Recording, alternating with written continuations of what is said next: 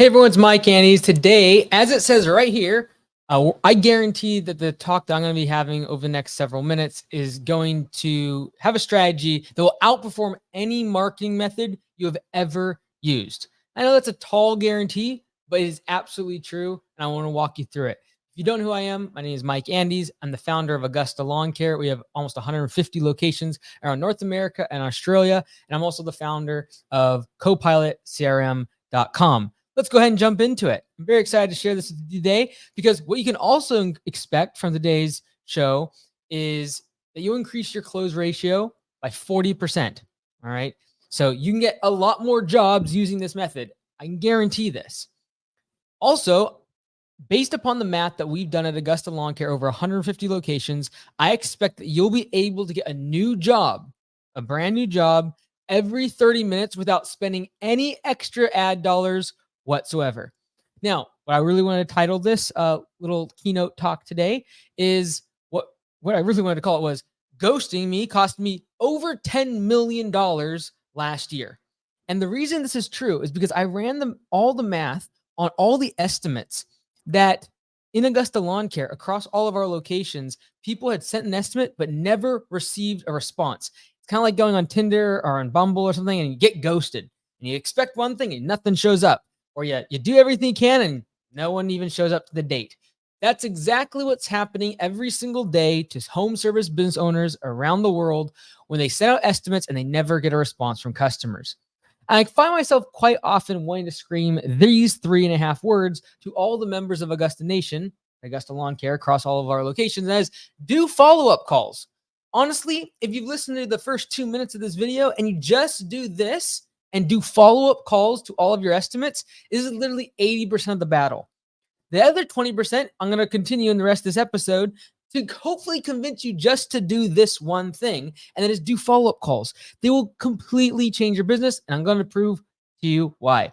Now, how this presentation is going to make you money is, first off, we want to identify 2 buckets for all the leads that are currently ghosting you. All those estimates you send out and no one ever responds, we're going to put them into 2 different buckets. Then we're going to identify 4 ways to get leads in both of those buckets to accept their estimates. Now, I'm not going to be talking about phone tactics. If you want those, I put some links to a really good book as well as a YouTube video about specific phone tactics because really, I think there are a dime a dozen. There's a bazillion out there. Honestly, when it comes to home services, I think that all unsold leads ghost you. In other words, you send them an estimate and they never get back to you for one of 2 reasons. Either 1, they are on the fence, or 2, they want it cheaper. You can go read books about all the gazillion different directions that people try to give you lies or they tried to negotiate with you and all the rest of it. Look, I can put all of them in 2 buckets. They're either on the fence or they want it cheaper. Let's talk about someone who's on the fence first. Now, what they're going to tell you is like that they're going to get other quotes. They're going to talk to their spouse to say, hey, I'll let you know. I'll think about it. I'm busy right now. Now, in the back of their head, they're thinking other things like, well, the last contractor, they didn't do a great job. Or is there going to be loud noises? I'm going to have to deal with loud noise. Are they going to lock the gate when they leave? Do I need to be home? These are all other costs associated with the job that don't actually show up on the estimate. And that is the things that they are thinking in the background. So how to deal with leads that are on the fence. All right, this is the first bucket. There's 2 different ways to deal with it. First is scarcity. This is really easy. It's a lot easier to use scarcity. Let's talk about it. So if we're using scarcity to get someone off of the fence, what we're going to tell them is, we are booked out several weeks, but I had a spot came available next Thursday. So lock it in with a specific time and give scarcity to hey, we got to get this estimate accepted now because we're filling up, but I have 1 spot available next Thursday. Now, the question is, if I'm going to give scarcity, do I also give them a discount? It's very simple. There's 2 different directions you're going to go here. Either you're fat and happy, which means you're simply doing these follow-up calls and using scarcity because you hate wasting your money on ads and all the time it takes to go out and do the estimates. So you're not going to give a discount, but you're still going to use scarcity to close the deal. Now, if you're sad and skinny, in other words, you need to get more jobs on the schedule and you're trying to grow the business, maybe you don't have a lot of work on the schedule, then yes, offer a discount along with that scarcity close that there's a spot available next Thursday. Now, do it from the beginning of the follow-up phone call, because otherwise it's going to seem kind of scammy if all of a sudden they say, oh no, I don't want to get the job. And then you say, oh, well, I'll give you 10% off. It's going to seem a little bit salesy. So just right from the beginning, say next Thursday, I have a spot available. I want to get you on the schedule because we're booking out really far. If you go ahead and schedule that job today and get that on the schedule, I'll give you 10% off or whatever the discount is. Now, let's deal with the next person that's also on the fence. They're not sure if they're going to take your service, and they're going to have a bazillion different ways of saying that. I'll get back to you, still thinking about it, whatever it is. The next way is advanced. It's a little more difficult, might take a little more time to practice before using it. And that's using conviction. And this is when you're going to say, Mr. Jones, has anyone else called you to follow up on their quote? This is specifically helpful when they say they're waiting on other quotes. It's like, hey, wait a minute. I know you've been getting some other quotes, but has anyone even called you back to ask you if you understood the quote or if you had any questions? After all the years of me doing follow-up phone calls on these estimates, I have yet to have one customer tell me, oh yeah, no, I got everyone else called me back and they're also confirming the quote and making sure I answer any questions I have. No one's doing this. So this is a way for you to step out and stand out from the crowd and have conviction that you are the best service for the customer.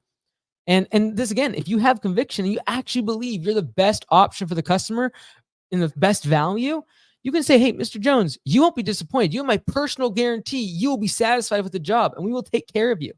This type of conviction is not easy to really come up with. And sometimes what I see, owners really need to sell themselves on the value they bring to customers. That's a whole different topic, because remember, we're not just selling, if you're doing lawn mowing stripes, we're not just selling paint on a wall if you're a painter. We're not just selling boards stuck in the ground if you're doing fencing. We're selling a lot of other things that are much more valuable.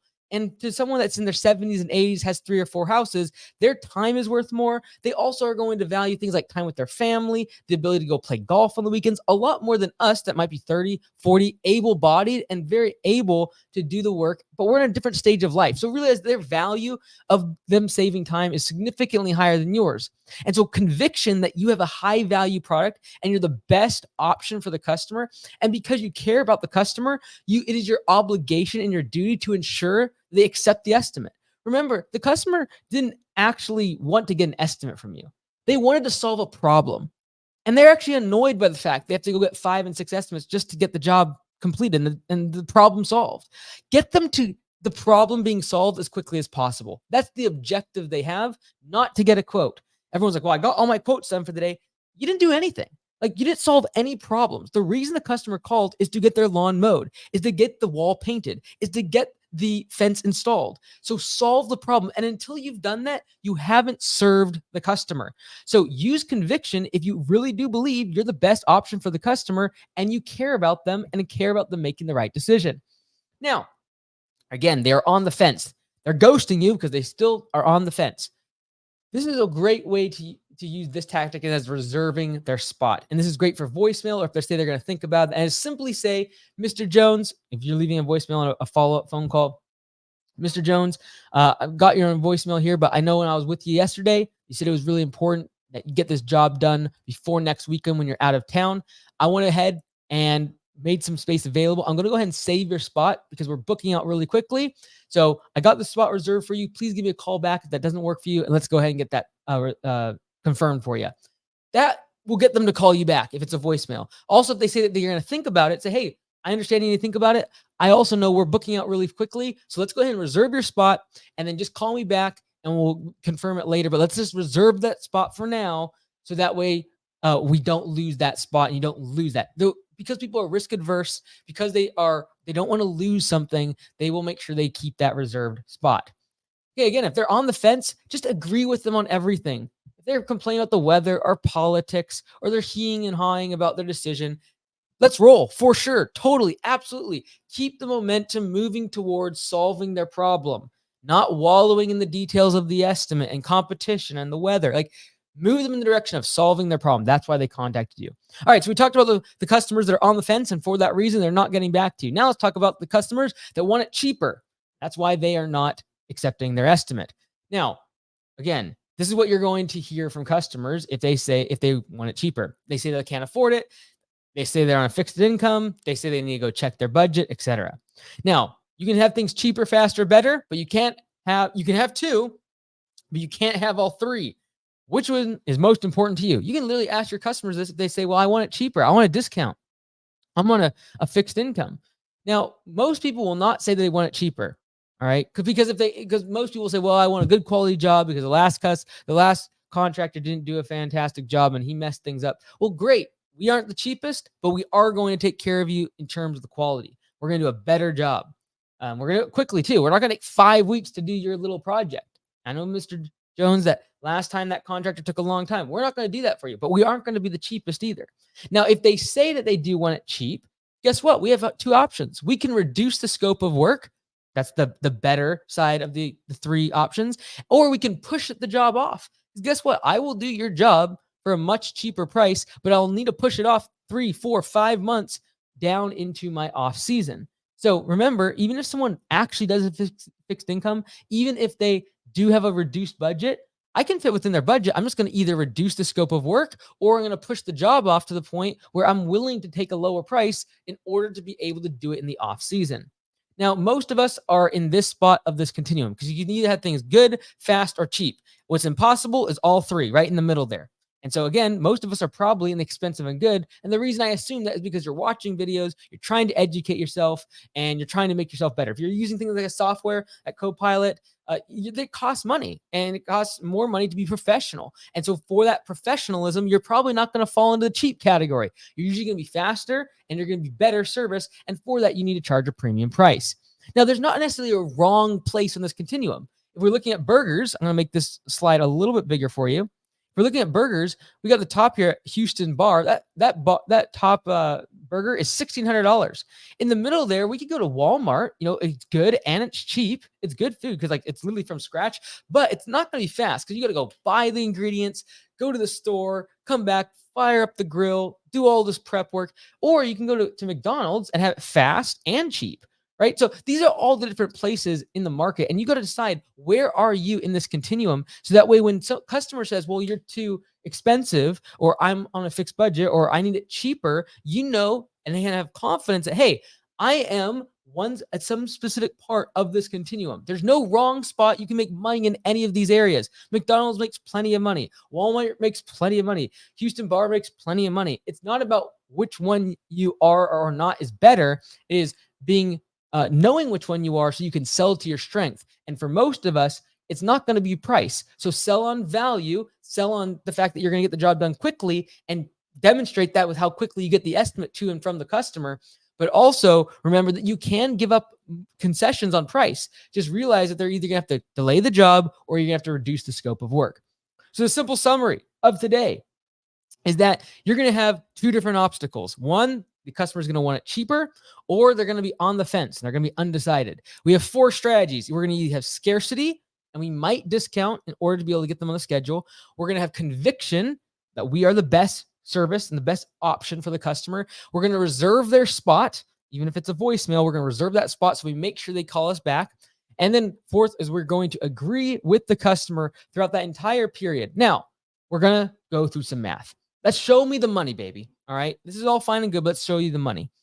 If we do follow-up calls and 1 out of 3 of those phone calls actually pick up the phone, because a lot of people just go to voicemail, and we assume that then 1 out of those people, 1 out of 5 of those people that answer the phone are actually going to accept their estimate.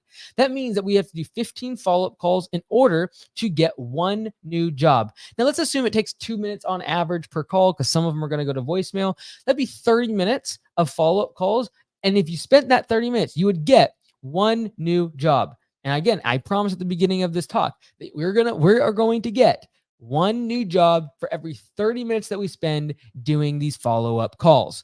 Now, if we do 60 estimates per month, all right, last month we did 60 estimates, and we did follow-up calls on twice for every single one, that would mean that we did 120 follow-up calls per month. Now, if we know that if we do 15 follow-up calls, we get 1 new job. So if we do 120 follow-ups in the month, that would mean that we get 8 new jobs per month.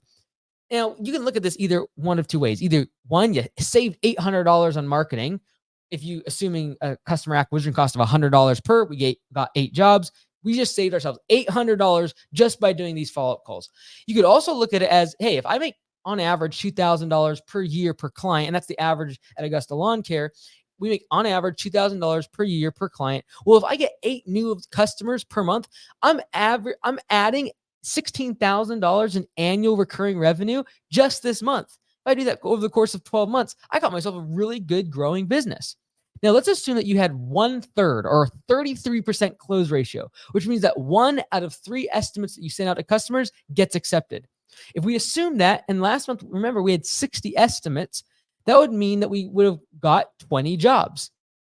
But if we just closed 8 more jobs, so instead of 20 jobs, we now have 28 jobs. If we're able to do that, that means that our close ratio went up by 40%. We went from 20 jobs in the month to 28 jobs in the month simply by calling every single estimate twice for a follow-up phone call. And by the way, your customer acquisition cost, if it was $100 before, because we got all these new jobs for doing absolutely no more in ad spend, we would be able to bring our customer acquisition cost down to $71.42. Now, a couple last tips that I have when it comes to doing follow-up phone calls and making sure that customers don't ghost you. Number 1, slow down. Don't talk the way I'm talking to you right now, which is fast and I'm moving very quickly. What you want to do is take your time, slow down, and almost speak at the pace that is uncomfortable, because that is the pace that a lot of the older clients you'll be dealing with will trust you more if you speak at this speed. Going really fast and doing that reminds me of the old TV commercials when they spoke really quickly at the end. They said a bunch of disclaimers. Don't talk like that. Just be nice and slow. Get reps is so important. And when I say get reps, I mean just do the follow-up phone calls. You'll get so much better after 50, 100, 1,000 of these phone calls. It'll start to become second nature using the 4 strategies that we've talked about today. Last thing, before you get on that phone call and to do that follow-up estimate, here's the 3 things that you need to know before you get on the phone call. Number 1, you need to know when you're booked out until, because the customer potentially might actually want to get the job on the schedule, and you'll need to know when the next available date of service is, or if you're doing recurring service, what day of the week they can get scheduled. Also, you got to know, are you going to be flexible on price, or are you not going to give a discount? Lastly, you'll need to have the estimate in front of you to be able to know exactly what the notes are, exactly what it includes, so that if they have any questions, you're able to answer them right on the call. Now, I have a question. Do we have a leads problem, or do we have a follow-up problem? Because so often at times when I go out and do turnarounds on the Mike Andy's YouTube channel, I go to these businesses that are struggling, they think they need more leads. And most business owners think that they need more leads. When in reality, I think we might actually have just a follow-up problem. Because look at this. At Augusta Lawn Care, I did a bunch of math on looking at estimates and what happened when we followed up.